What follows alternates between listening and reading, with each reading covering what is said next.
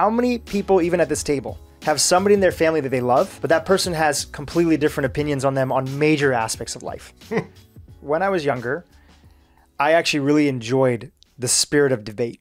I never took formally, I never was part of debate, but I always enjoyed the spirit of it. And I would read a lot of contrasting ideas and topics on things. And I really liked to look at all sides of the equation. I think as I started to become and step into being a young man, I got very clear that my view on the world was the right view on the world. And that had me, especially into my 20s and probably even like early and mid 30s, it put me in a situation where even though I was a very compassionate individual, I would often see any kind of arguments, diet, politics, whatever it might be, social issues, politics. I would see it very clearly through my lens of, hey, I'm coming from the right side of history. I'm coming from truth. And so I don't even need to, there's a phrase that's being used a lot these days, I don't need to steel man the other side of the argument. And I would say that in the last probably good 5 to 6 years of my life, I've gotten back into the component of just because I think I know that something might have elements of truth to it, let me steel man the other side. Let me make sure that I understand the other side of the argument and could explain it, even if I don't agree with it, just as strongly as I could my side of the argument. And what that's done is it's made me have much more compassion for complicated subjects that are out there in life. And there are some subjects in life that are very cut and dry, that are very black and white, physical harm, other stuff, how we treat, just compassion towards like society and just like, there's some basic stuff that are there that is just very black and white. And there's a lot of other stuff that is in the gray area. And I want to make sure that as somebody who likes to live in the gray area, have empathy, and has an audience that comes from all sides of the spectrum on all different sorts of viewpoints, I want to make sure as a good host that I have the ability to see the other side of the equation. Again, even if I totally disagree with it, and that has made me a better person because I'm asking different questions now. And when I'm asking the experts that are on my podcast or talking to friends who might have a different viewpoint of the world than I do, I'm able to be there for them and be a better listener if I'm willing to step into the other side of the argument and really make sure I take on that perspective. So that's one area for me. Was there one particular incident that made you realize this, or a story you could share?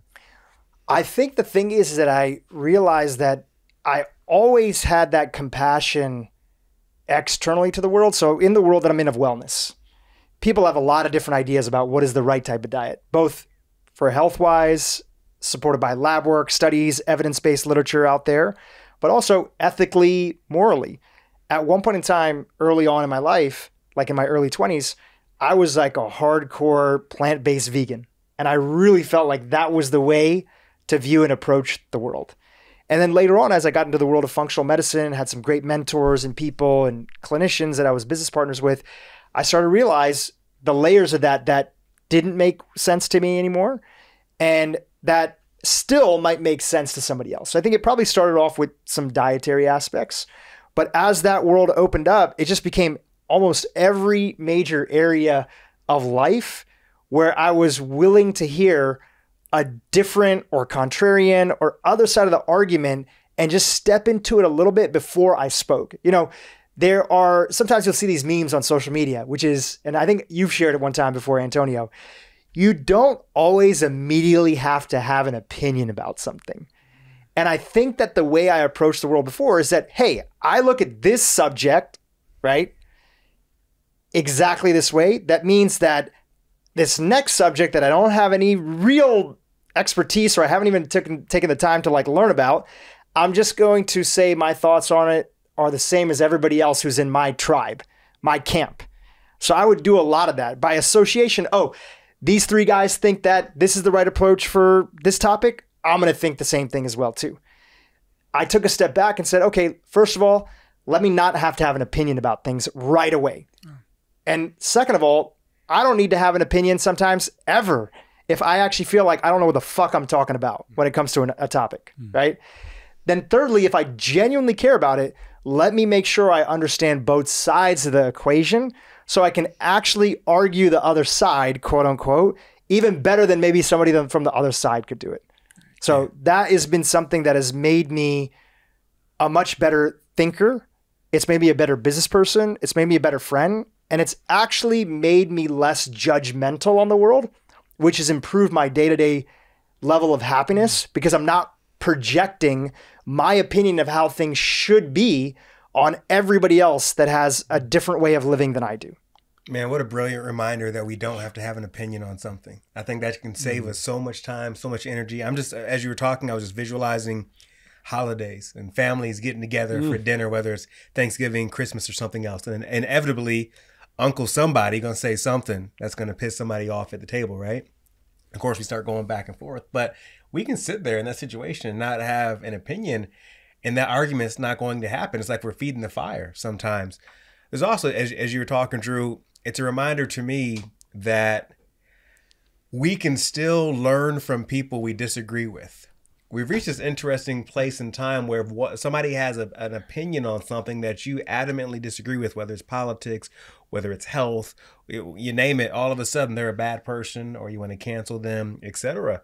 But I'm a firm believer that even folks I may disagree with on a topic, I'm open, to your point, humble enough to say I still can learn from them. We've all taken courses or read certain books, and I get frustrated sometimes when if somebody reads a book and they're like, it was a good book, but you know, that chapter 8 really got me mad. I'm like, are you going to focus just on chapter 8 or the other 11 chapters that were pretty amazing? We have a choice. We have a say in this, right?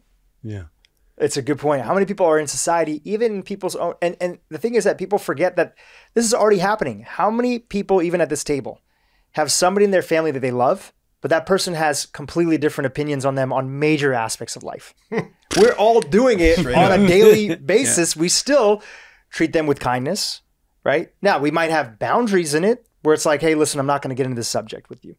We may have communication that's like, I understand you feel this way, and I'm going to love you from a distance, but I feel opposite. Sure, there are times where somebody is so adamant about their opinion that it spills over and they can't even control how it impacts, sort of like, you know, they want to bring it up or they want to berate you. But there are so many of us that have family members, friends, etc., that have a different opinion than we do, and we still love them, we still care about them, and we still function in the world with them. And yet some of that same compassion we apply to our own family doesn't often get extended externally to the rest of the world. Adam, were you about to say something? I was just interested in, because we've known each other for a while, and I think that you've always been really good at making someone not feel judged. But I would say, like, over however many years, the last few years, there is an even more openness, you know, to help somebody feel really safe, whatever their beliefs are. And I'm wondering, because I'm like, I could get better at that. I don't know. I'm sure everybody could get better at that. And this is the one thing that you've changed or tried to shift a little bit in you. I'm wondering if there's like a leading question or something that kind of opens up that conversation for you when there's someone that you do have a difference of opinion on, and you can feel maybe the judgment rising, and you're like, all right, because I'm wondering, like, sometimes when that happens for me, I'll take a deep breath. I'll say, I have time, maybe, right? Slow and steady. But maybe I can just kind of lean away from it rather than lean into it. And you're really great at leaning in. So I'm wondering if there are any kind of open questions that you lead with when you want to. I think more important than questions is also the realization that, and there's data to prove this as well, right? When somebody feels that we are trying to change their mind, they often, even if we come in with facts, and in this day and age, you know, different people have their version of what the facts are.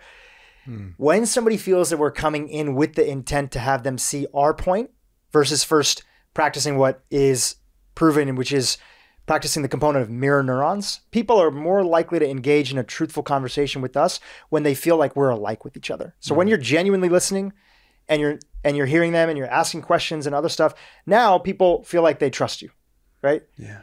When we come in and as a rebuttal back to it, there's this like John Mayer song. I'm a John Mayer fan. I have no problem admitting that. It's like, he said, have you ever met anybody that's changed their mind from the writing that they've seen on a sign? right? So if a sign is yelling out, a friend is yelling out, like, I feel about it this way, I feel this, often that just has people double down and you don't have any sense of dialogue. So I think that there's that just genuine understanding that if I'm actually, and it's also the component of maybe there's a part that I actually don't know. This is the hardest part. The hardest part is, even if you feel you know a lot about a particular subject, or you feel like you're very adamant about a belief in a particular subject, in that moment of listening, can you put that down because it's not needed, because you're just there to listen? Can you set that aside? Because all that is just going to be filters between you and the other person. So when that happens, I find the questions or the prompts, they're natural. They're not any one phrase you have to say, because that can either feel fake or it can feel real if you're genuinely in that spot. That makes sense. On a practical level, I love everything Dhru just shared, and Mark referenced, Dr. Gay and Katie Hendricks earlier, and their work is amazing, from conscious living to conscious loving to the book, The Big Leap, etc. And to Dhru's point, one way we can, I think, encounter those situations differently is ask ourselves, are we coming from a place of, somebody says something, you get tight, right? Or are we coming from a place of curiosity and wonder where the arms are open, right? And it's, like, how am I approaching this, or And when you shift to the I think the way Dhru is discussing that, something opens up. From a language perspective, and I've learned this as a coach, and I've learned this in my years as a journalist, is one, we got to be careful with the questions or our statements, because a lot of times in language, if somebody says something, what's our response? Well, don't you think? Already, once you say, don't you think, you're telling them what you think. You're already going to make them get defensive on their heels. And what they should think. Right? Exactly. You're basically saying, don't you think? Well, you should think. If you want to make somebody get mad, defensive, and put their their claws up to fight, ask the question, why? Why? Why do you think that? That just feeds into fuel. That's like fuel to a fire. However, even if you feel that energy, just 5 words that are everyone's best friend. As a coach, I'm sure you use these regularly. Tell me more about that. Sure. Those 5 words are a game changer in any situation. Tell me more about that. How did you come to that decision? I'd like to learn more about that. And for me, in my coaching work, whenever I'm stuck with a client sometimes, those 5 words have always saved me. And they've also saved me to avoid getting in disagreements or arguments as well. Save me in relationship. Tell me more about that. Part 2 to your question, can you sing the John Mayer line? I cannot. I don't even know the lyrics, as you saw. I don't even know the lyrics. You're over here quoting John Mayer. All right. I said I want to hear that one. Quoting John Mayer. Mark, any thoughts on that? Anything you want to add to it? I love the listening part that you mentioned, and listening to somebody first, because there was a moment I was a photo assistant, 22, 23 years old, and I had just gotten in an argument with my girlfriend, and I went to the photographer, who's a mentor, like the next morning when we were on set, and I said to him, Art, I just offered all these opinions and answers to these questions that were coming out, and I told her what I thought, and she just got more and more mad at me. And his reply to me was, Mark, sometimes you don't need to say anything, you just need to listen. And it was a early lesson that was a version of that, but it's something that every time I hear it, even hearing it again right now, I still need to rehear it, because it's something that I think we have to continually be teaching ourselves to listen and to hear other people's side of the story. Yeah, definitely. Anybody else on that before we go into the next subject? No. All right, I shared a quote with you guys. Taking a turn over here. Our group is called Man Morning. We get together on a weekly basis. Actually, Antonio, can you just share a little about what Man Morning is, and throw in a little plug for your newsletter, because that's part of the reasons we're doing these episodes, is we are trying to inspire people to create more of their own sense of community. Yeah. And if they want to do in the context of getting a group of men together, great. If they want to do their version of it, which is a goddess morning, if they want to do their version of it, which is a mixed group, anybody, whatever background, gender, they could do that. But talk about what Man Morning is and what you're trying to put out there with spreading the message with the newsletter. Yeah, Man Morning started roughly 8 years ago. We're a group of guys here in Los Angeles. We all were seeking out community, and we really didn't want to go about it alone. One thing we pretty much all had in common were we were independent business owners, entrepreneurs, etc. We didn't have that kind of standard job where you go to an office for the 9 to 5. And we wanted community. So what we decided to do was get together on a weekly basis. And one critical decision we made early on was to get together early in the morning. We started off doing these at 7 a.m. And we always found that having a cup of coffee or a tea, and that conversations you have with a cup of coffee or tea at 7 a.m. are very different than the conversations you have at 7 p.m. over a beer, glass of wine, or a cocktail. Not that there's anything wrong with an adult beverage, right? And we just found the conversations in the morning were just an amazing way to jumpstart the day. And during those conversations, and to this day, we find ways to talk about business. We talk about life. We talk about challenges. We talk about things we're excited about. We talk about relationships, struggles, you name it. And what's amazing is this is a group that really what we do is we call each other up as opposed to calling each other out. Okay. In a day and age in society where it's really easy, specifically from social media, to call people out, what we do is we call people up to be the best versions of themselves. And we do that with clear intention in our conversations. We're not consulting. We're not telling you what to do. We're being curious. We're asking questions. We're coaching. So people walk away energized. They walk away inspired. They walk away empowered. I think what's amazing is people will spend this. We do it in an hour, by the way. We're in and out in an hour. People do this. And sometimes someone won't even talk for that full hour, and they'll walk away saying, wow, I got so much out of that. It's one of those reminders that whatever you're experiencing, whatever you're going through, you are not the first person to go through that. And what we're trying to do with the Man Morning newsletter, manmorning.com, it's a daily newsletter for the growth-minded man who wants to start his day empowered and with a strong sense of community. And it provides insights, it provides stories, it provides anecdotes, it provides resources to start your day with a bang. And so check out manmorning.com. And I can speak personally for myself in a time in my life when I was struggling, when I was starting to do what a lot of men during tough times, when I was starting to isolate. Man Morning was my saving grace to have these folks I would look into the eyes every single week, and who I knew were there for me and who followed up with me. Last thing I'll share on that, as much as Man Morning getting together weekly in person is so powerful, I've also learned this: being in the right group chats, the right group text messages can change your life for the better. The way we support one another, just in our text messages, our laughter, our Man Morning playlist that we have on Spotify, checking in on people, etc., is just so empowering. And I want every man to have this in some capacity. I would love for women, whether they want to start a Goddess Morning, get ready, goddessmorning.com is coming as well, to have this in their life. And it's been a game changer for me and the community as well. I love it. You did a great job with it. I'm having a blast with the newsletter, and the feedback has just been absolutely amazing. Funny enough, we were talking about this before we hit record. Funny enough, a lot of the folks that have signed up are women. Because yes, it's Man Morning, but what I'm sharing, of course, is empowering for women as well. But of course, they want their hubby, they want their guy, they want the men in their life also to be fueled, right? So with so much in society that depletes us, we need that key thing that regularly refuels us. The same way great food provides that sustenance, and that's what this community is all about. Yeah, Man Morning is the antithesis to so many of the trends that we see out there, which is there's increased rates of loneliness. There's a big survey that just came out recently. Even amongst young people, you're seeing increased rates of perceived loneliness. Older men, especially in America, the older that you get, the likelihood of you having a best friend goes down tremendously. The stats I read in the New York Times, this was a few years ago, men above the age of 50 who have a best friend, so a huge percent do not have a best friend. Just think about all the things that you miss out on life when you don't have somebody you could regularly talk to. Yes, love your partner, love your wife, love your husband, everything else like that. But that person is different than having a friend. Not that they shouldn't be your friend. That person's different than having, and by the way, your partner cannot be everything to you.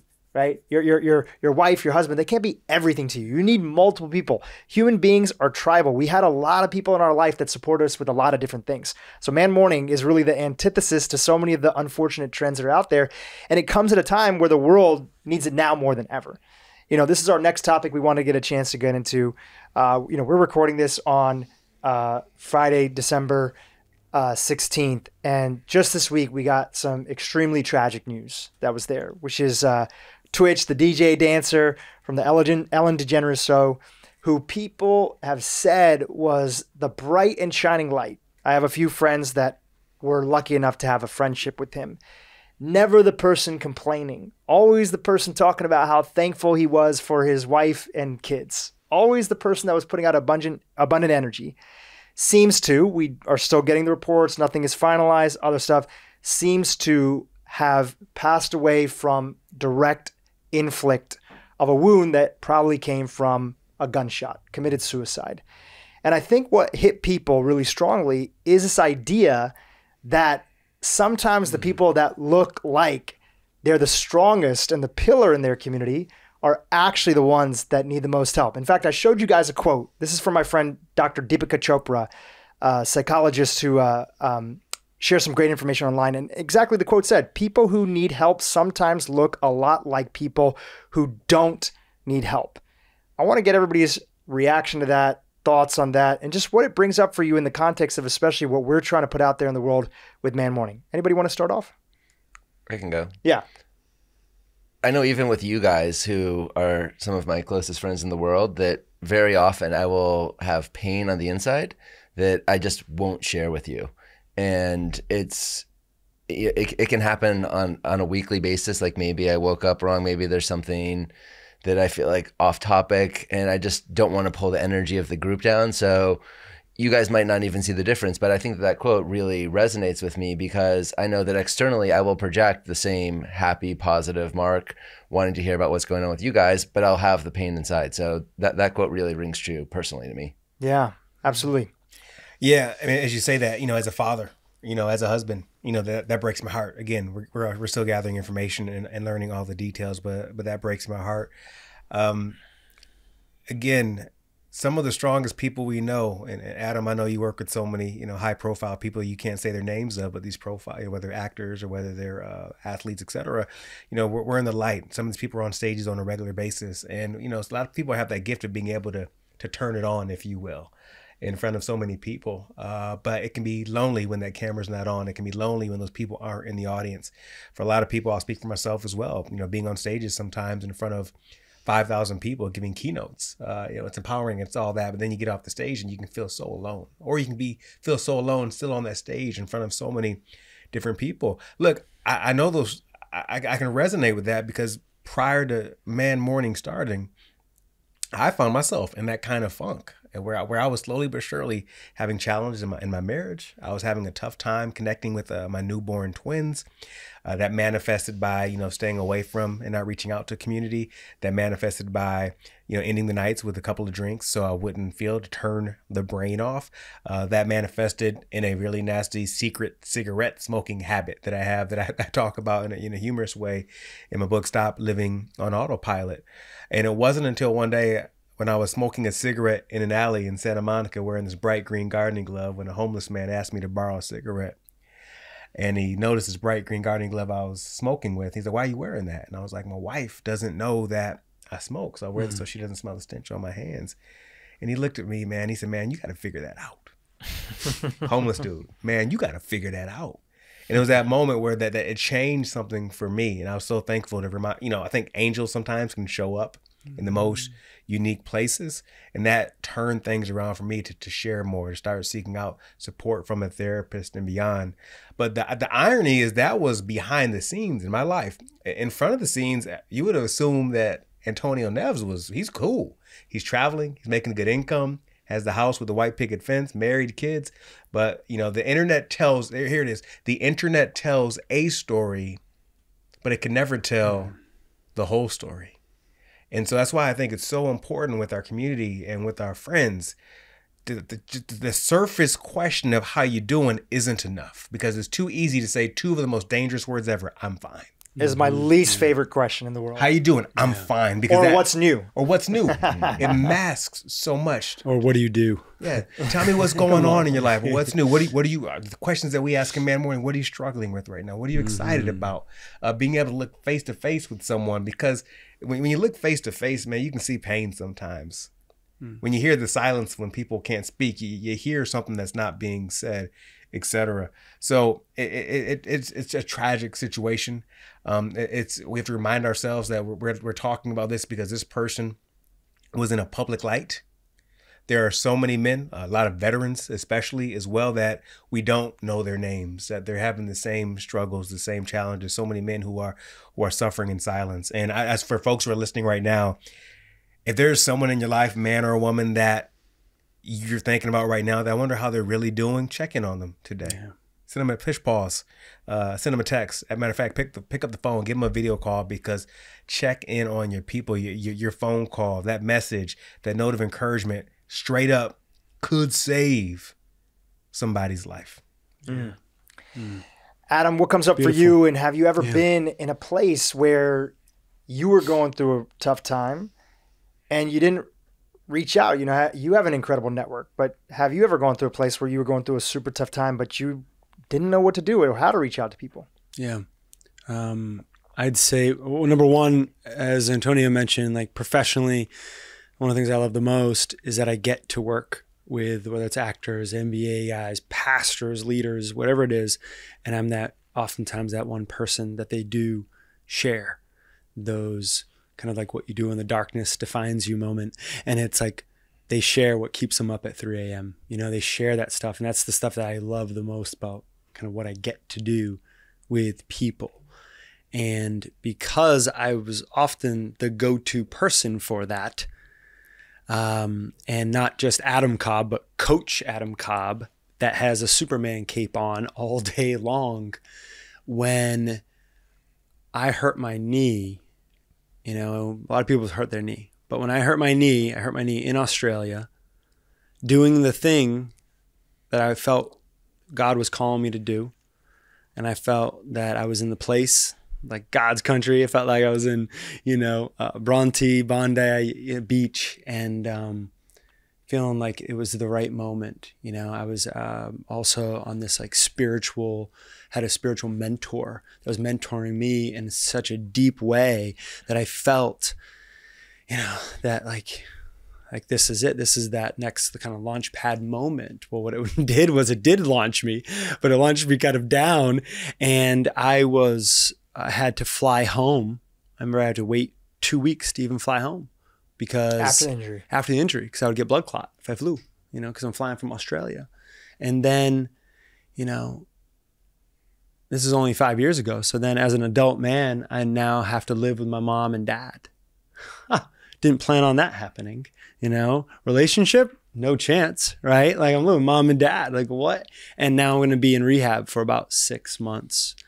And everybody said, you'll be great. You know, you're tough, motivated. And I still had the cape on. I was doing good. And then I had the surgery.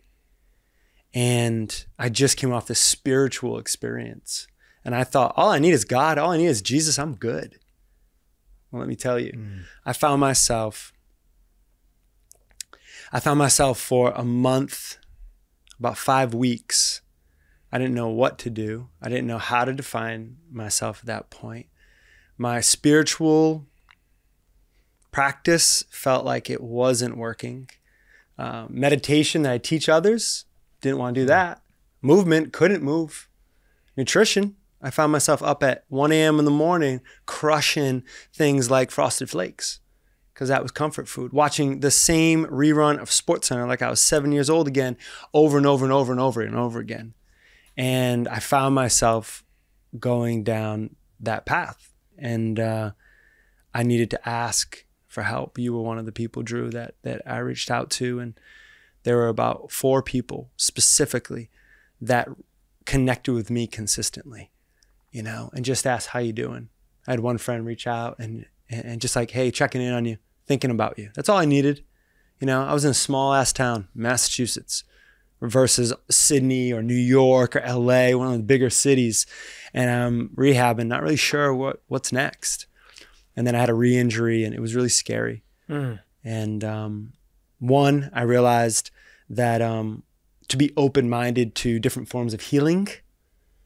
And again, I did therapy for the very first time. I was always afraid of that because I didn't want to have to talk about kind of my past and what that would bring up. And I felt like I was in a good place, big Superman cape, I'm strong.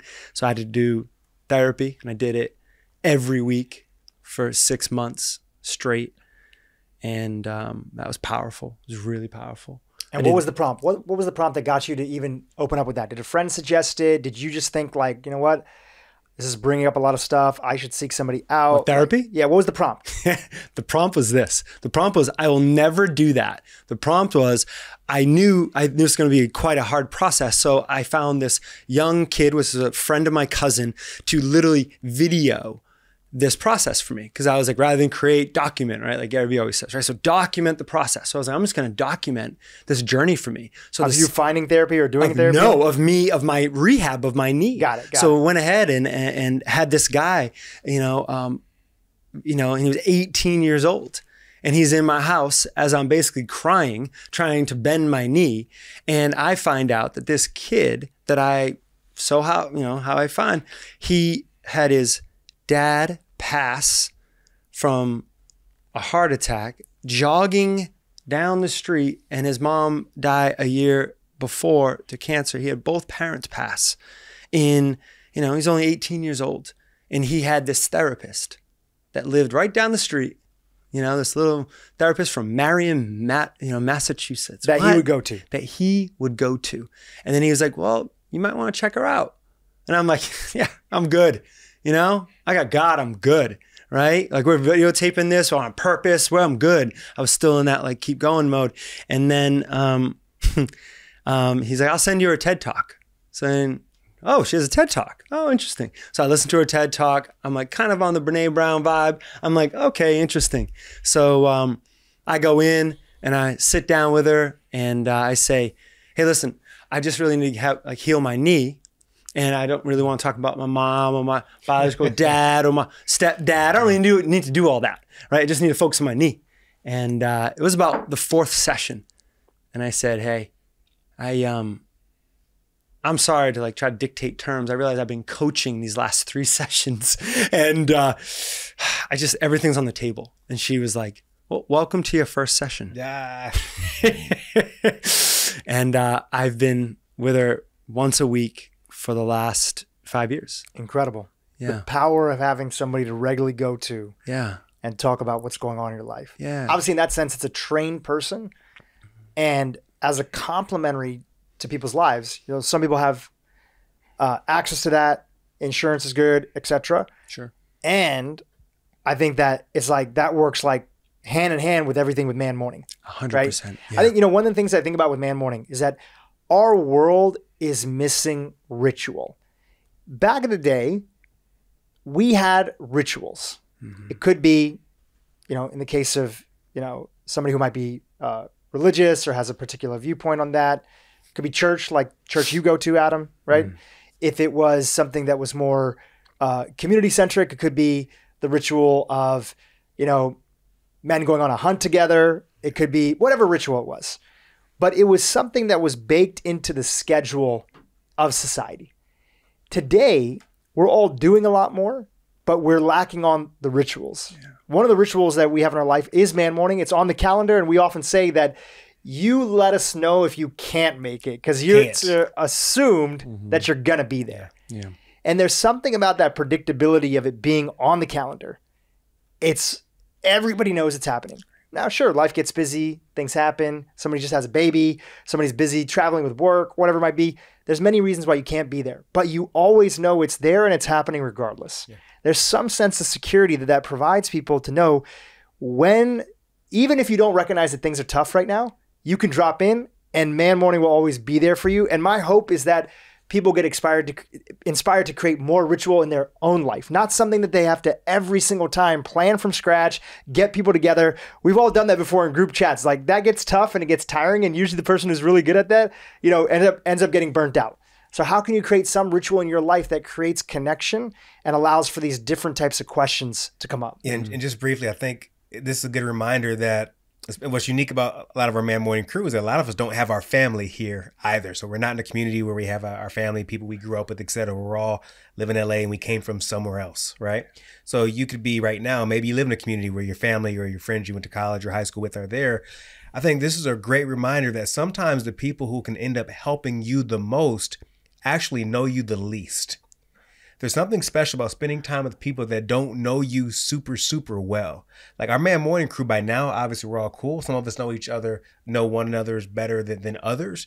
And there are questions that certain people who don't have all the background, all the history, that mistake you made when you got kicked out of school in 11th grade for doing whatever you do, who don't know all of that, see you with a blank slate, they can ask you these unique types of questions you otherwise probably wouldn't be asked by someone who's known you the vast majority of your life.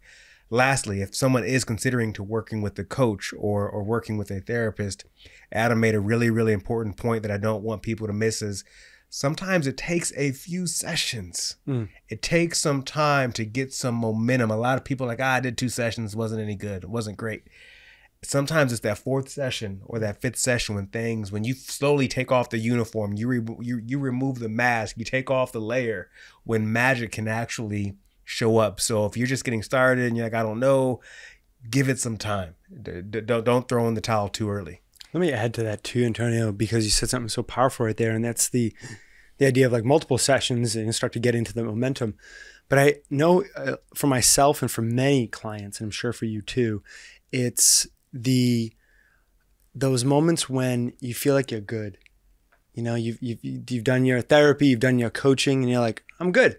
I'm in a good patch. I'm gonna pause on that. And I think for me, at least in therapy, for me, it's when things are really good is when I know, oh, I really need my session, you know? And I think a lot of times, because I'll then leave, because all of a sudden now I'm starting to focus on myself, focus on me making my decisions, not being resourceful, not asking for help. I'm not talking about the things that I need. I'm just like, okay, I'm good now. And I think that's when I have needed it the most, and fortunately I have somebody that's really committed, you know. That's dope awareness. I'm even right now visualizing that married couple that does marriage counseling, but they're like, we're doing pretty good. Do we need to go? Do we need to go this month? We're fine. Like that typically is the month when you really need to go. And let me add one more thing. This is so good. Hey, this is the Adam and Antonio podcast. Coming off to you too. To that point, my partner's name is Daisy, and we were in a couples therapy. You know, we believe in that, and it's been really helpful in our relationship. And she had gotten some difficult news in work, so we just got off the call, and right off the call, we went over to our living room to then have a Zoom session with our couples therapist. I got a box of tissues for Daisy because I thought she's having a hard time. Well, we opened up the session. Guess who needed that box of tissues? This guy, the guy that was on fire, the guy that had all the energy. You know, I'd already done a foot workout, my spiritual practice, but I needed that thing of tissues, even though I thought like things were great. Well, you know, I needed to be cracked open. Yeah. And, you know, even that momentum, some can ride it into a way that you didn't expect. Word. Right. So, yeah, thank you, brother. One interesting thing about that for me is how thin the line is between happiness and even something as, you know, like the most serious thing in our life. Yeah. I had a friend who was suicidal and was talking about how you think you have to like plan this out, but it's something where, and we were driving the car, she said like, I could just drive this car off of a cliff or into a tree, and it's at any moment that it can happen. And those decisions are so split second that every minute we have to make a choice that we want to live, even if we're not thinking about it. So it's something where just knowing that like razor thin line where, you know, you're good, and then all of a sudden you need a box of tissues, like that can happen to any of us at any moment. So yes, because what do you always hear? She was great yesterday.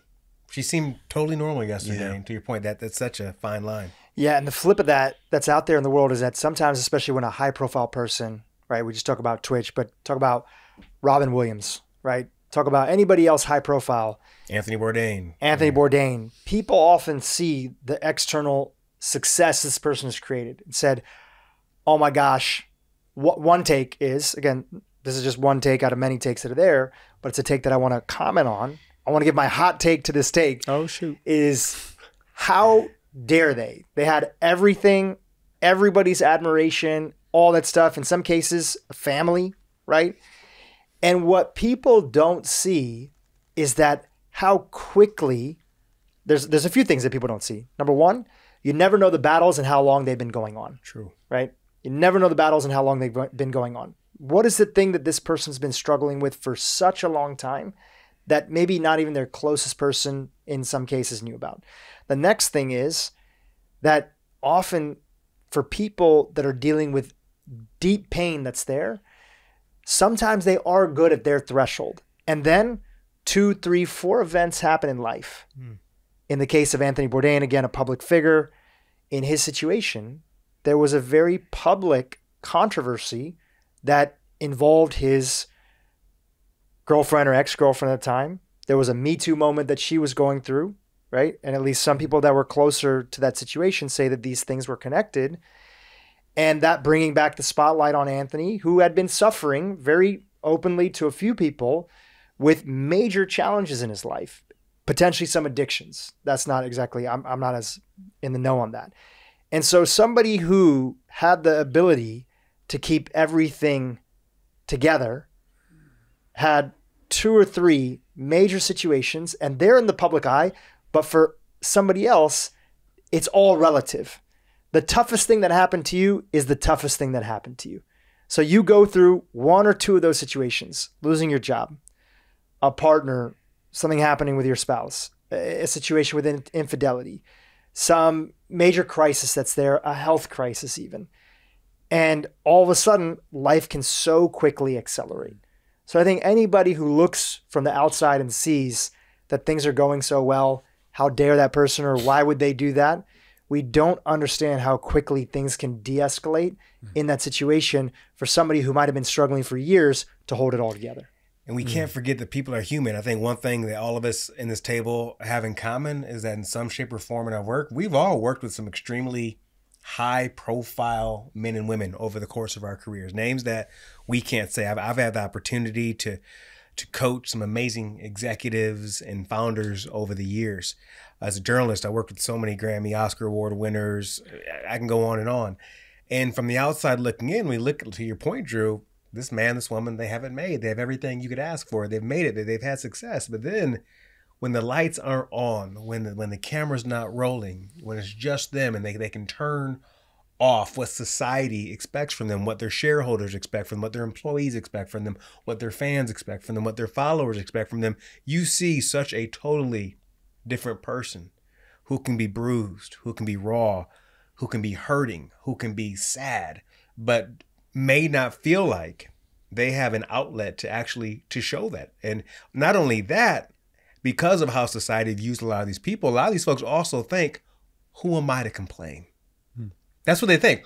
Who am I to complain? So many people have it worse than I do. So they don't even feel like they have permission to say certain things out loud because people will say, well, you have nothing to complain about, right? But folks we've interacted with firsthand, we've seen this, and people would be surprised. Those people, that's why I keep saying, check on your friends, check on your people, because you never know that line is so thin. I say this is why I love the part of me language, because part of me can be just thrilled with all the success I'm having at work and so grateful for everything incredible in my life. But part of me can also be feeling crushed about an argument that I've had with my partner. And there's so many different parts of us that are simultaneously existing, and they're in constant flux. Part of me, that'd be a dope book title.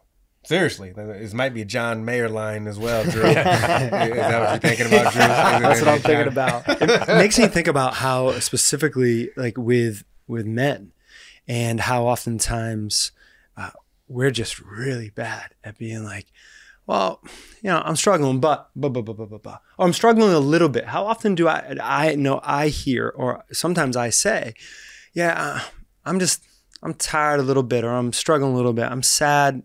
Just a little. And I think to myself, when I hear that, I go like, get rid of those qualifiers, right? And I say it to myself, I say it to friends, get rid of the qualifiers. You don't have to qualify why you're feeling sad. How about you're feeling sad? Yes. To the point of the part of me feels sad. That sometimes gives me the understanding, and that I can say it. It gives me I feel okay by saying a part of me says that. So I love that languaging as well. Yeah. I'm curious to get everyone's take here. We're in a society now, especially when you look at social media, it seems like there's so much emphasis on being positive. You got to be positive. You got to be positive. And I believe in the power of positivity. If I have to choose to be positive or negative, I'm going to be positive. But I think sometimes we to your point, we don't give ourselves permission to say, yes, I may be an optimistic being. I may have a positive outlook on life. And well, I'll tell you that has been a real hard struggle for me, because I talk about like Coach Adam Cobb, Superman cape, super optimistic, all of a sudden then really going to a point of trying to be real with even the question, how are you? And going, so nowadays, like right now, somebody will ask, how are you doing? Though I don't love it. I still hear it all the time. And I'll pause and I'll be like, you know what? And sometimes I'll say, in the past I would have said, I'm great. But you know what? I'm going to give you a real answer, because that's what I'm committing to right now. And I'll just be like, how am I doing? And I do this little kind of rub right here. For me, I've learned through therapy that kind of activates my like feeling in my body. And I'm like, I get connected to the body, and I'm like, oh, I'm struggling with this, and maybe I'll say, oh, part of me is doing this. But there's that understanding that I can communicate that way, you know. But it's been hard for me to overcome that, because not only was I that way, people got conditioned for me to be that way. So if I said that I was doing, if I was having being sad, if I was sad, or if I was having a hard time, people weren't used to that. And then it'd be like, oh my God, what's wrong? No, nothing's wrong. I'm just letting you know. I'm trying to be real with your response, my response to your question. Yo, or they're like, what's wrong? Or they're like, I gotta go. Oh yeah, I gotta go. I can't handle Drew's in a bad optimistic Drew's in a weird mood. I should go. This is weirding me out, because that's not normal, right? Because what is Antonio without a big laugh? Right. You know, what is Adam without a big smile? Right. What is that case? Yeah. So yeah, it's a big difference. Funny and cool thing is I just saw a news article on BuzzFeed that in the country of Denmark, I'll believe, Tessa, we got to fact check this. They added a new lane to the grocery stores that's specifically for seniors who want to take their time. No way. And chat a little bit with the clerk, right? And slow down a little bit. Yeah. And be like, how's your day? Well, here's what's real for them in that moment. It was just a little note of positivity in this world. A little note of like, wow, something beautiful to do. Sure, could it be an inconvenience to other people? But for especially a vulnerable population, how beautiful of a gesture does that, make happen? And it brings up this sort of next point, which we want to get a chance to go into. For most people, men and women, their peak level of friendships, relationships, that sort of thing, is usually around the college time frame, right? If somebody didn't go to college, like that end of high school, first job, people have the peak amount of friendships that they're going to have. And then over the years, we strip away at those friendships. And there's a lot of major life events that end up happening that do that. Number one, we live in a day and age where even us all sitting here, we've moved multiple cities in our adult life. So moving, that's a big one. You move to a new city, even though you have all these old friends, you're just not in touch anymore. Number two, people have kids, right? People get busier and they're no longer in touch with the people that are there. One that we'll talk about here, you get into a new relationship. That's another one. And all of a sudden now you're focused on that person that's there. Back in the day when there was somebody in your community, and I saw this growing up with my family in the Indian community where we mostly grew up in Delaware. If somebody died in somebody else's family, right? Immediately within the community, there was a protocol of what to do, right? You don't wait for, as soon as you hear and you are within a couple layers of circle of connect to them, everybody starts making food, right? Somebody shows up right away and basically says, I'm just here. And look, if you need space, fine, you go up to your room or whatever, but I'm just here. There was no, can I come over? There's no, let me double check with you. It's everybody just shows up. Now, for some people, that could be a little bit challenging. But in another way, what people know, because everybody's lost somebody in their life, is it's the toughest thing to try to want to interact with other people. But it's the thing that you need the most is just the presence of other people in your life when you're going through something tough. In that same way, I feel like we've forgotten that when it comes to friendship with all these major life events that have happened that have us strip away at those friendships that are there. There's a book that I have on my shelf over here. It's by this gentleman named Sebastian Junger. It's called Tribes. And kind of some of the concepts that are there is that human beings, since the beginning of time, no human being could live in this world in isolation. Yeah. Not to mention just like a small little nuclear family of like a husband, wife, and a group of kids that are just living out on their own. We actually needed other people. We needed friends, family, etc., to actually survive. Now, in this day and age, we don't genuinely need others to survive. Yes, somebody out there is at the electric factory or the nuclear power plant or whatever, keeping the lights on. Yes, there's farmers that are out there who are growing food, but they're not people that we have a direct relationship with. So it's given this illusion that we can be and live in isolation. So yes, you may not need community or friends, or in this case, brotherhood, to survive, but you're going to need it to thrive. Yeah.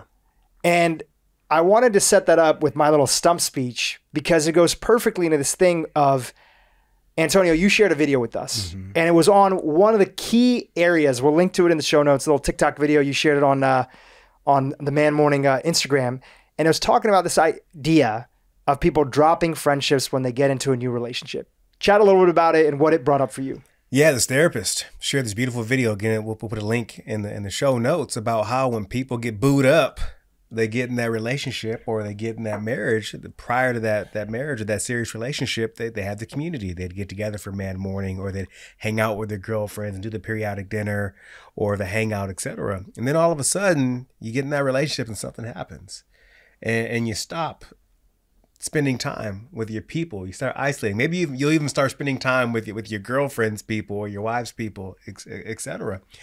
And as I watched that video, it hit close to home because it reminded me of earlier phases in my life when I lived in New York City and I got in relationships, and you're so happy because you find someone you care about, etc. Then all of a sudden you lose yourself in that, and you realize, and your friends, they'll reach out saying, hey, we're getting together to do X, we're getting together to do Y or Z. You know, they'll keep reaching out, but then at some point, guess what? Your friends are going to stop reaching out when you stop showing up. And I think it's so unfortunate that, to your point earlier, Drew, of like, we can't expect our partner to be everything to us. And I've experienced that personally myself, or I've isolated myself because I've been in that relationship, and most times, in happy relationships. But I now can see how much I missed isolating myself. And my wife, we have kids, we have a busy household. These kids are in school.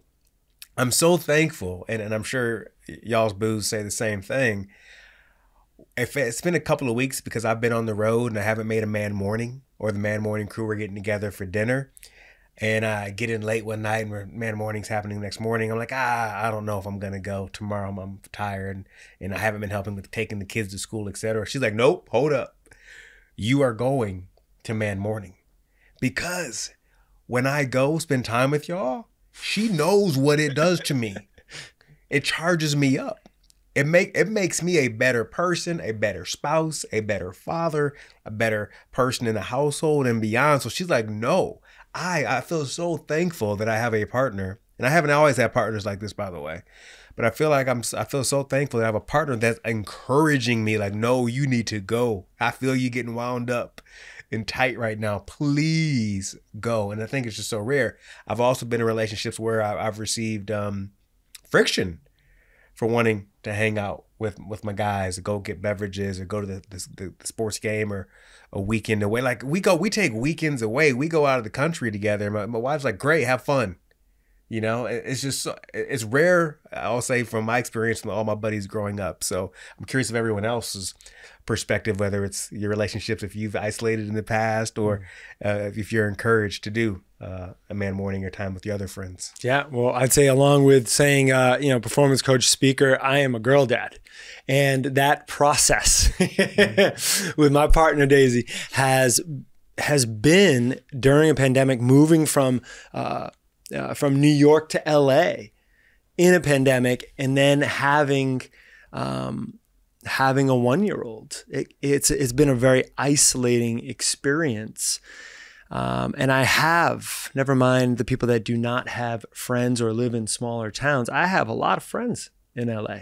And I still found myself going down that same video route that you shared. And I thought, yeah, thank God for you guys. Thank God for Man Morning, because it's a consistent message that comes no matter if I say yes or no. What I've shared with some of my other friends to make this really explicit was like, keep asking, please, and let me be the one to say no to you versus you saying no to me by not asking me anymore, but really making it a point to reach out and making that time. I think, and you and I have talked a little bit about this, both being dads, there can be this underlining sense of guilt that I'll feel in asking my partner Daisy, hey, can you take care of Scarlett, our daughter, while I do this? Or I even feel like I need to spend that morning, because there's only going to be so many mornings when she's 1 and now saying, Papa,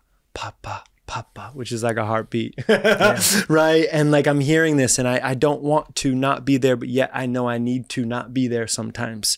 And I need to do the things that fuel me up, like your wife tells you, you must be there. So I know that I must be there, and I must be there, speaking in front of you guys on this cast is like, I need to be there more because that's something that I find myself getting in such a rhythm to want to take care of the family and keep in that rhythm, not disrupt it. But it's really the underlining guilt that I keep in that I don't express. And usually when I ask, Daisy, my partner, is like, yeah, honey, go ahead, be with the guys. We'll take care of it. I'll figure it out. She's always like that, but it's me not speaking up. I'm just glad you said the word guilt, because I think that's what we forget. It's a big part of that, how guilty we can feel. It's like as if once we enter the real world, we become men, it's as if everything else has to stop. We have to make money and be in the household. Those are 2 things. So anything that's not making money, career pursuant, those types of things, and anything that's not taking care of the household projects, etc., it's as if it's some extracurricular that we don't place as much emphasis and weight on that we should. So we feel this guilt. And then all of a sudden, guess what? If my wife feels me show up with her with guilt, kind of passive energy, hey, is it okay if I mean, she's that they don't want that I was going to say a word that's not cool. I was going to say that soft energy. But if I'm not coming from a clear, standing, rooted stance, I need this time with the guys. I'm hanging out with them. But if I'm asking permission, hey, if I'm tiptoeing around, that's going to typically that's in so many different types of relationship. That's going to be met with confrontation when you show up with a passive energy. Is it okay? I'm tiptoeing, versus knowing what you want. So guilt is real for so many dudes. And I know that firsthand. And sometimes you have a partner that doesn't get it, and it's okay to sit down and say, here's why this thing is important to me, right? Here's why this thing is important to me. And then that person getting that, oh, this is not, in our case, and this is obviously the message that we're trying to spread out there into the world, this is not a bunch of guys getting together for a beer. This is a group of guys who are all driven, successful, want to be great husbands, fathers, partners, etc., who are going to refill their cup by talking about what's real for them. We ask a question that starts off with Man Morning, and it's, what are you celebrating and what are you navigating? And we borrow this a little bit from, Summit Series and the Summit Junto group that's over there. And I love this question. And obviously, please, anybody can take it and use it. But what are you celebrating and what are you navigating? Sometimes I don't even know what I'm celebrating until I get to Man Morning. And sometimes I definitely don't know what I'm navigating until I hear that prompt. And a few things beautifully happen when we get into that conversation. Number one, I get to hear myself think out loud. I'm not a journaler. I know some people are. Adam, you're a big journaler. I don't like to write down my thoughts in terms of what's there. I have to speak them out loud. But sometimes it's hard to just say it out there to yourself. So when somebody asks you, you get to hear yourself think. Number two, when other people share what they're going through, there's this universal feeling that everybody has, which is, I'm not alone. Even if I'm not going through the same exact situation, not only do I have empathy for their situation, but they're also struggling too. So guess what? It's okay that I'm struggling as well. I'm sure there's a lot more there, but those are 2 things that immediately I get when we drop into that. What are you celebrating and what are you navigating?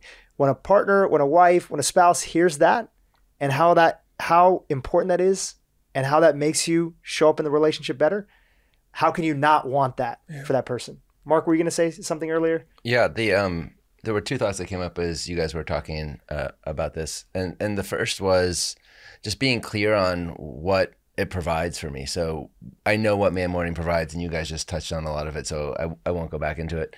But it provides a lot, and I know it's there, and therefore it is worth the effort for me. And effort's another big thing that's really important. Like, I recently moved from the west side of Los Angeles, where I was literally the closest person. I was a 1-minute drive to the park entrance where we would hike, like 1 minute. And I moved across town, and I now need to leave at least an hour prior to the start. You have to leave a day before. And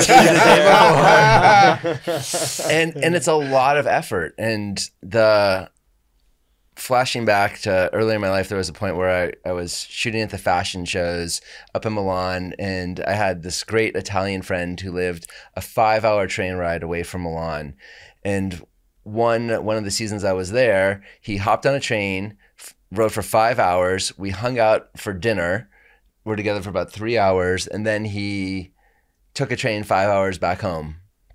And the effort that he put for our friendship has always been an example for me of, if there's a friendship that's worthwhile for you, if there's something that other people are providing you, like what MMT, like what Man Morning provides for me, then it's worthwhile, and it's worth taking a train ride for 5 hours. It's worth driving across town for.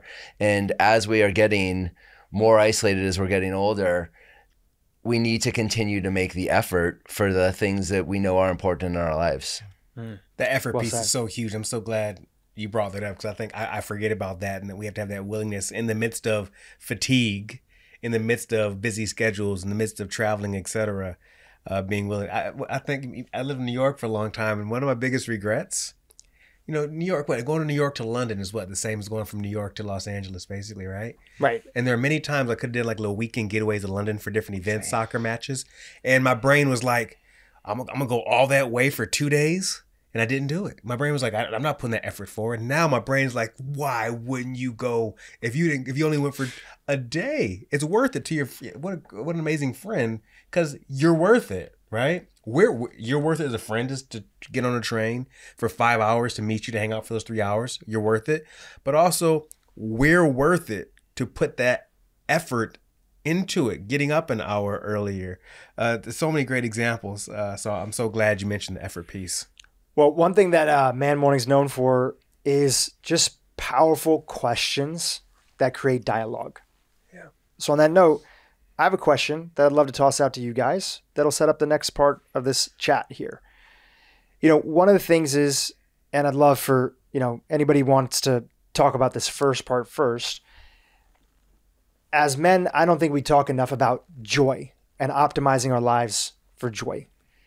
And there are so many things that could add a significant level of joy to our lives that are simple, often free, or often easy to do or low cost. And because we don't talk about it and we don't share with other people, we often don't pursue it. There's this whole idea, which is what you measure will get the attention, and what you measure can improve. Mm-hmm. And joy is one of those things that seems so fluffy and squishy and not able to be held, that often it isn't measured. But if you talk to people and you ask them, what is something in your life that, by focusing on it, even if it's something small, whatever, something you're not doing, that it would add a significant level of joy to your life. Yeah. So I'd love to throw that out there to you guys, just on that question. Because again, I don't think we as men talk about it enough. And yet joy is one of the most fulfilling feelings that are there. I could have a week or a month or a year in business where I didn't grow as much. But if I did a few things that added a significant level of joy to my life in that year, like, I still feel good. I still feel happy. I feel connected. And that doesn't mean I can't still have the goal. I might even be more fired up to pursue that goal if it's something that really matters to me. Who wants to start off with the topic of joy? Mark? In the last podcast that you did with Antonio, Janine, Mark Mayhouse, some other guys in the Man Morning group, you read a quote from Esther Perel about how we bring the scraps home. And this was a perfect example for me of how Man Morning brings me more joy.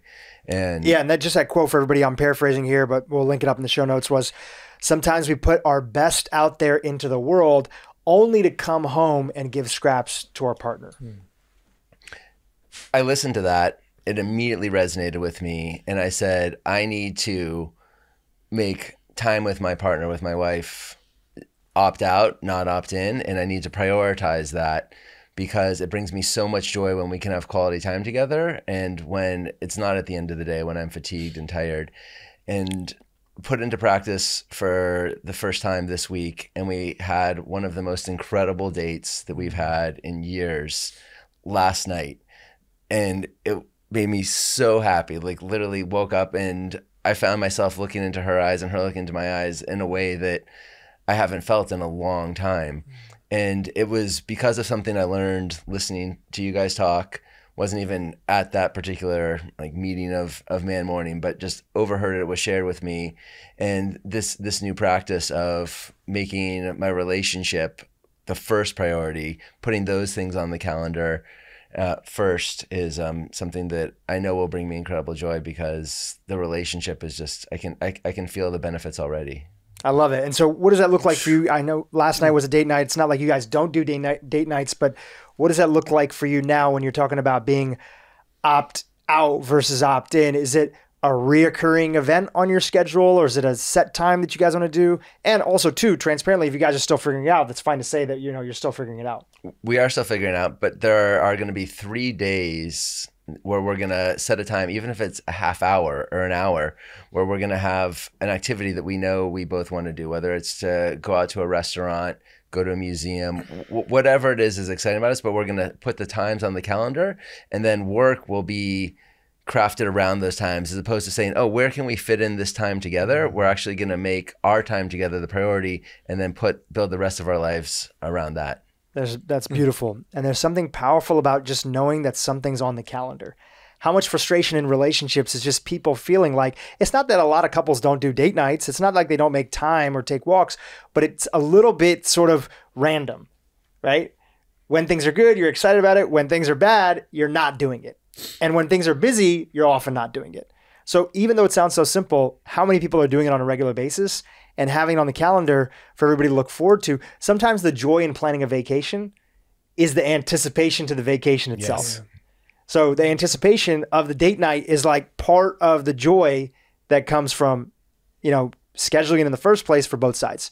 Adam, did you want to add anything? I'd say a group yay for Mark right here. Yeah, man. Straight up. Eye contact in the morning. Okay. Yeah. Yes. I'm not going to ask what happened afterwards, but okay. Let the imagination take off. It reminds me of something called No Brown Days. You guys ever got into that? No Brown Days. Brown, B-R-O-A. NoBrownDays.com. I think it was Wayne Cotton. Jeez. And basically the whole concept was, you have yellow days, red days, blue days, green days. And the yellow days were mellow yellow days. The whole idea is that those colors don't blend to become brown, right? And what you just said was like you starting to add you to the calendar. And this whole concept, which was start with yellow. And it was like put you first. My time, mellow, yellow, time. And I just thought it always stuck with me. It was always something which I haven't always put into practice, so that's the other part to it, right? Personally, for me, I'd love to get, being that we're in LA, but I'm on the east side like you, Mark, the getting to the water once a week feels most important to me. On the topic of joy and something on the topic small. of joy, it gives me so much joy. And by the way, ever since I've known you, just to cut you off, you've always been like this. Like it's so clear that the water gives you energy. I know, and I flirt with Silver Lake Reservoir because I live next to it, but it's not good enough, damn it. I need to get to Pacific and get in the water. So for me, I have a surfboard. So I would love to, and maybe even get into the water, surf before one of our Man Mornings, and because it's just like an hour in the water. You're not going to surf much longer. Yeah. What is it? Habit stack. Yeah, habit stack. Exactly. So that's exactly what I want to do. And then in the relationship, because you bring up a great point there, it's like for me to bring more joy, we recently, as we have a 1-year-old, started getting a babysitter for, a Friday night or things like that. And what I found was it was good. It's been good, but not great. So, and I was wondering why, okay, we're having date night, we have dinner together and it's nice. But then we had a nanny come on a Sunday morning and oh my God, it changed our worlds. We were able to go next door to this gym and do like a mobility kind of stretching class.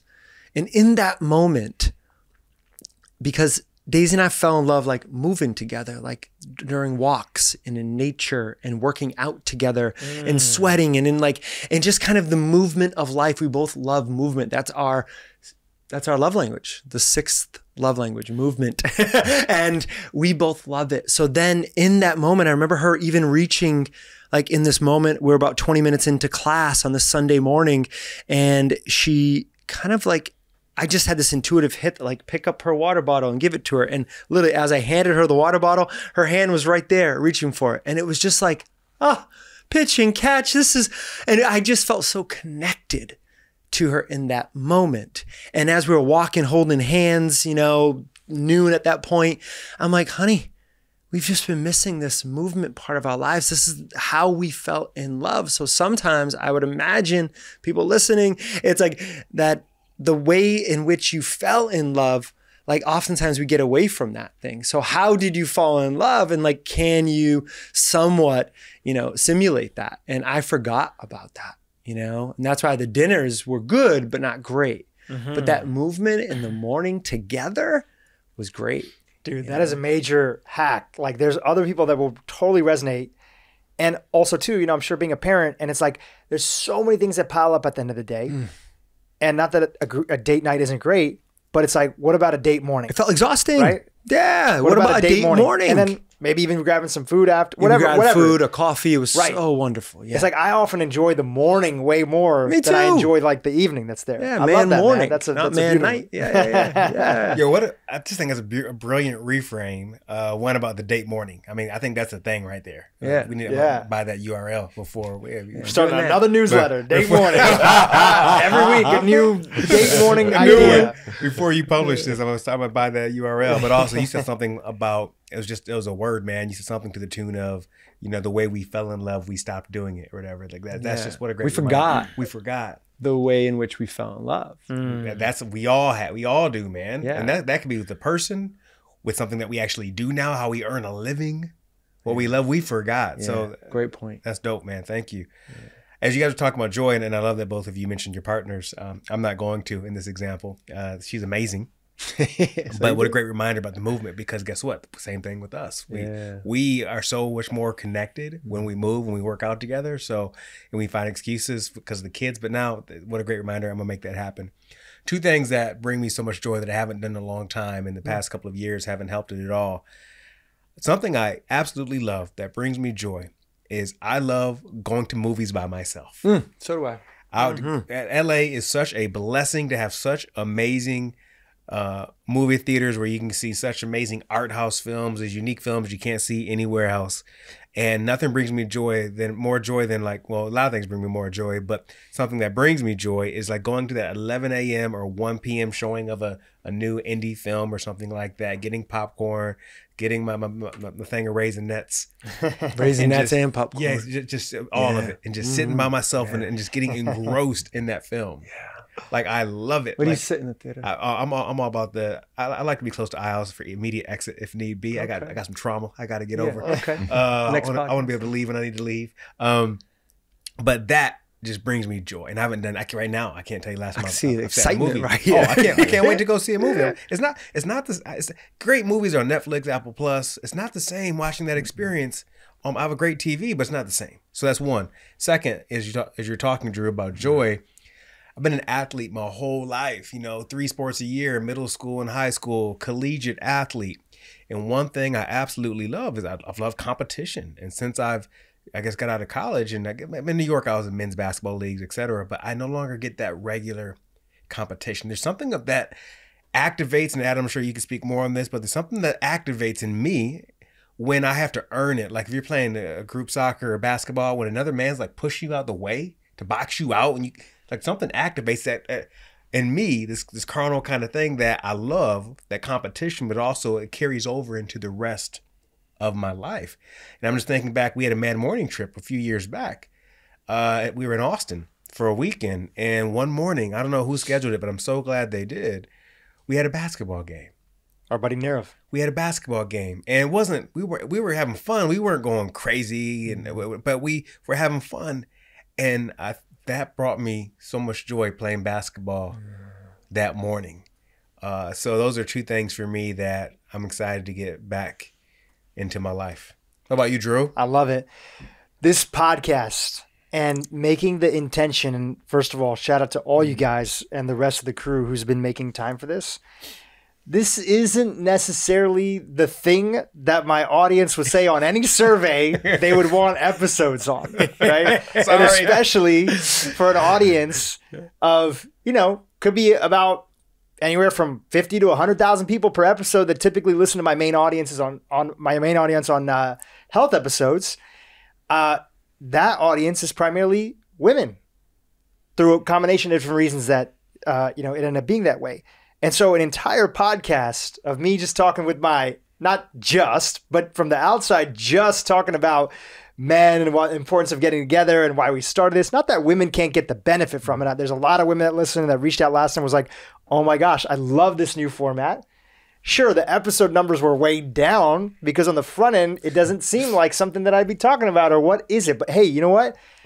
To just get the opportunity to hang out with my close friends, to chat about something, and even if it helps just a couple people, one person, and inspires them to do something like this in their hometown and get a few people together, Goddess Morning, Man Morning, whatever it might be, that is worth it. And if nobody listened and this was just like our archive and our opportunity to spend time and laugh and hang out together, the joy that I get from doing it is astronomical. And I wouldn't be able to do it without you guys showing up. So shout out to you guys. Thanks, but this is something small that initially the part of my mind, which we all have, the lizard brain, the amygdala, is like, uh-oh, what's this going to do for download numbers? Uh-oh, is people going to listen to this? Uh-oh. Yeah. And like all of us, it's like, why am I doing this? I'm doing this because it brings me joy.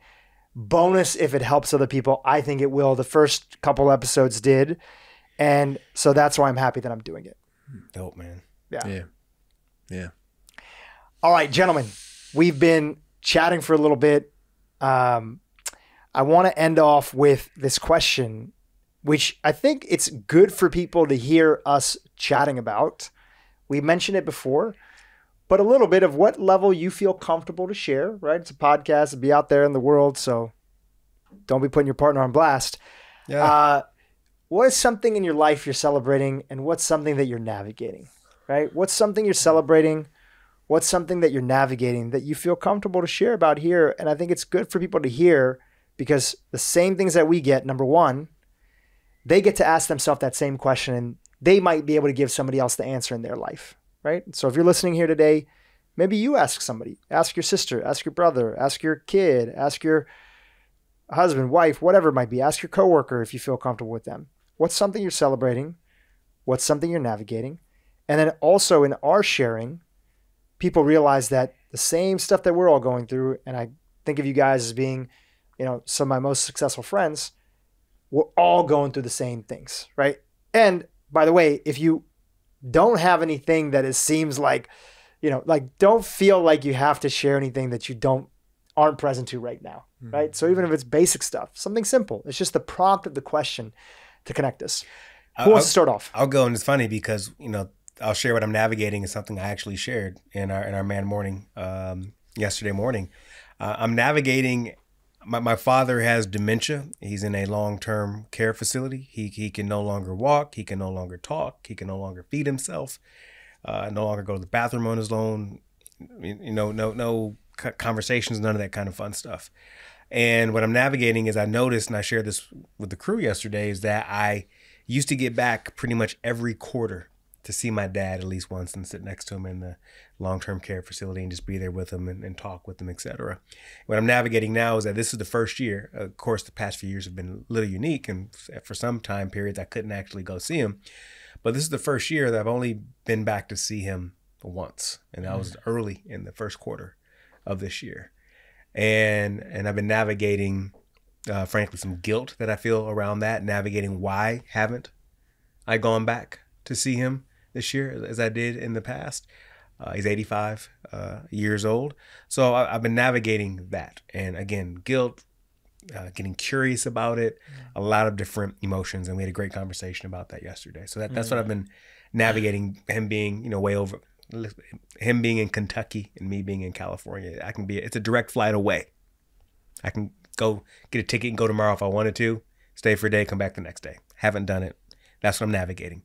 I'll say what I'm celebrating. I'm going to put my spouse on blast because she's phenomenal, man. Like the way she's just able to, I'll say, manage the household in so many different regards. Our kids, our 6-year-old twins, she is so involved, not only obviously as a phenomenal mom at home, but what's even more impressive, she's so involved in their school. Like she's this mom that volunteers at the school. The folks know her on a first name basis.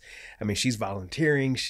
We're hosting fundraisers for the school. She is so ingrained in that community, in the kids' life, volunteering in their class. I mean, just so much. And I'm just so impressed how much she shows up for them. And I'm not surprised, but just so impressed when it's easy to say, I'm not going to do this, I'm not going to do that. Those excuses aren't there. Like going back to something Mark said earlier, there's effort involved in everything that she does. And even with that effort, even in the midst of fatigue, even in the midst of her being a really in-demand doula, the work that she does, she's still showing up like that. And for me, it's just super, super impressive. So shout out to Gigi. Y'all all know her. Yeah. Love it. Whoop, whoop. Who's got some for us? Celebrating, navigating, Mark? I'd like to celebrate you, which I don't know how often it happens in your podcast. Maybe it happens all the time. But Dhru was the glue for Man Mornings and keeping it going in the start. He was the person who brought most of us in, and you have done such an incredible job over all the years of keeping it relevant for all of our lives, for bringing great questions, for introducing new people. And so much of what it is today is based upon who you are as a person and the growth that I've seen you go through. So I'd like to celebrate you because you are an incredible human, and appreciate you. Here. Thank you. And in terms of navigating, one of the things that you just said about the way that we fell in love was different. I think that one of the ways that my wife and I fell in love was through traveling and getting to especially go visit places internationally together, spend time on the road together. And as we've got more responsibility at our jobs, with our house, we don't have kids yet, but just more responsibility here in Los Angeles, we have lost that.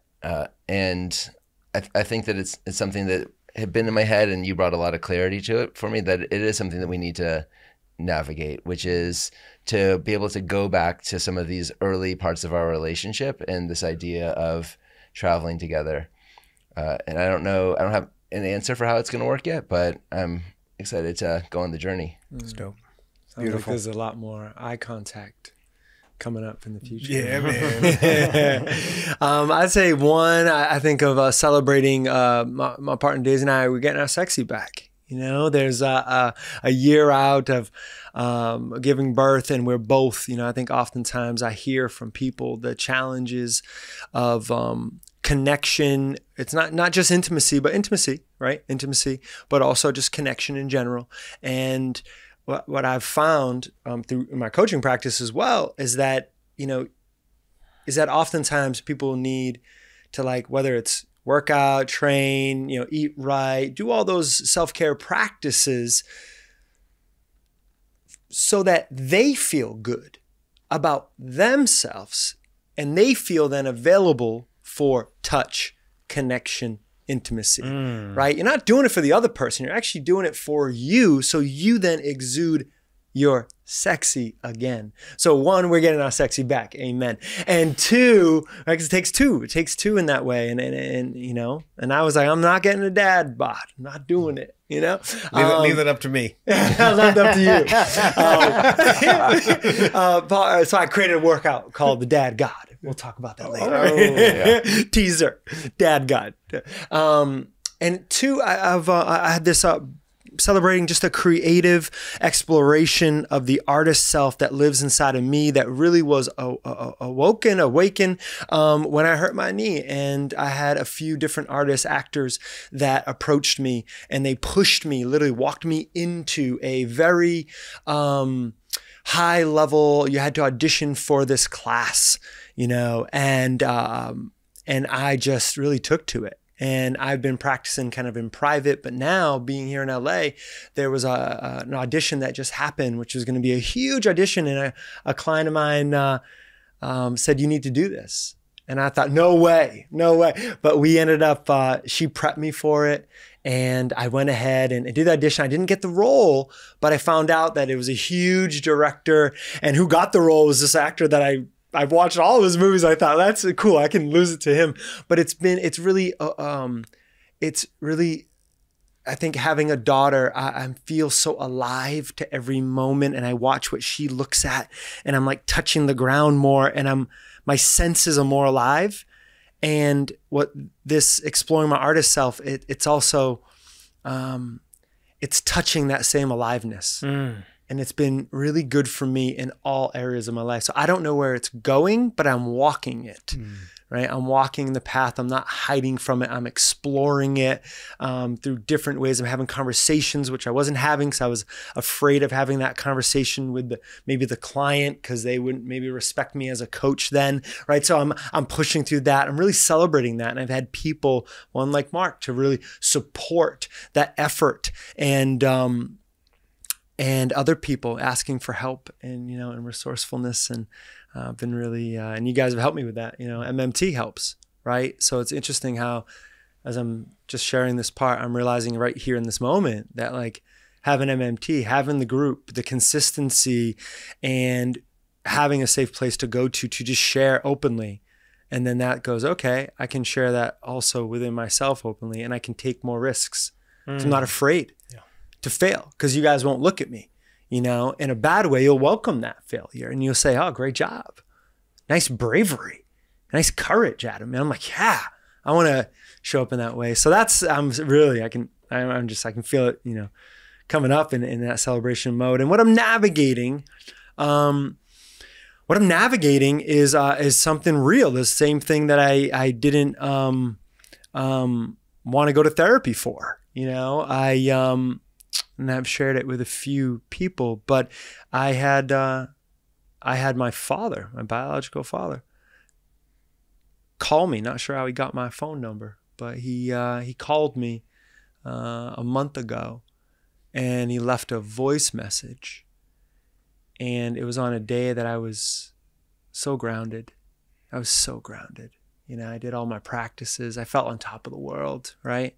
About to walk in a class, scene study class actually, and feeling so good and prepared. And this call came. I listened to his voice for the first time since I was 12. So all of a sudden, my father's voice, first time since I was 12, and it rocked me. It rocked me, and I felt confused and angry, and a lot of feelings came up.